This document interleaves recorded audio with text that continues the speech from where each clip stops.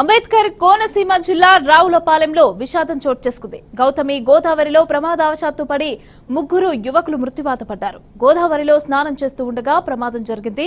నలుగురు యువకులు గోదావరిలో స్నానం చేసేందుకు వెళ్లగా ముగ్గురు లోపలికి దిగారు. ఒక యువకుడికి ఈత రాకపోవడంతో గట్టుపైనే ఉండి ప్రాణాలు నిలుపుకున్నాడు.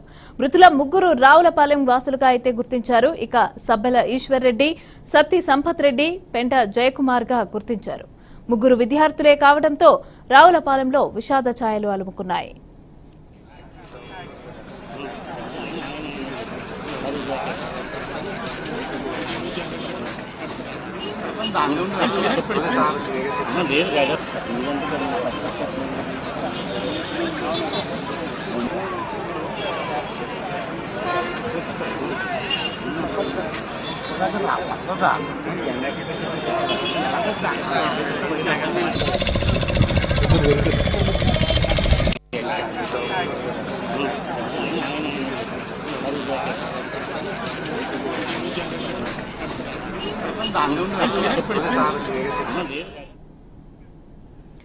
రైట్, దీనికి సంబంధించి పూర్తి డీటెయిల్స్ మా ప్రతినిధి సురేష్ అందిస్తారు. సురేష్,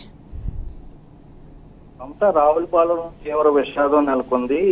ఎందుకంటే రావులపాలెంకి చెందిన నలుగురు యువకులు వాళ్ళు 10వ తరగతి పరీక్షలు రాసుకుని సెలవులు కావడంతో గౌతమి గోదావరిలో స్నానం చేయడానికి అని చెప్పేసి ఈ రోజు బయలుదేరి వెళ్ళిన సమయంలో ముగ్గురు మొత్తం నలుగురు యువకులు కూడా గోదావరిలో దిగి స్నానం చేస్తుండగా ఒక యువకుడికి ఈత రాకపోవడంతో గట్టుకు చేరుకున్నాడు. ఈ నేపథ్యంలో ముగ్గురు కూడా అక్కడ ఉన్నటువంటి లోతు ఎక్కువగా ఉండటంతో వాళ్ళకి ఈత కూడా సరిగ్గా రాకపోవడంతో గోదావరిలో పరిస్థితి అయితే ఉంది. వెంటనే ఇది గమనించిన గజ ఈతగాళ్ళు అక్కడ ఎంత ప్రయత్నించినప్పటికీ యువకుల మృతదేహాలు అయితే దొరికినవి.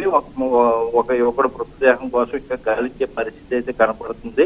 ఇప్పటికి కూడా అక్కడ గోదావరిలో జల్లెడ పెట్టే పరిస్థితి కనపడుతుంది. అయితే ఈ ముగ్గురు కూడా ఒకే తరగతికి చెందిన వ్యక్తులు, ప్రాణ స్నేహితులుగా ఉంటున్నారు. వీళ్ళు ఎక్కడికి వెళ్ళినా ఏం చేసినా వీళ్ళందరూ కలిపే చేస్తారు. ఈ నేపథ్యంలో ఈ మొత్తం ముగ్గురు యువకుల కుటుంబాల్లో తీవ్ర విషాదం నెలకొందని చెప్పుకోవచ్చు. మమత.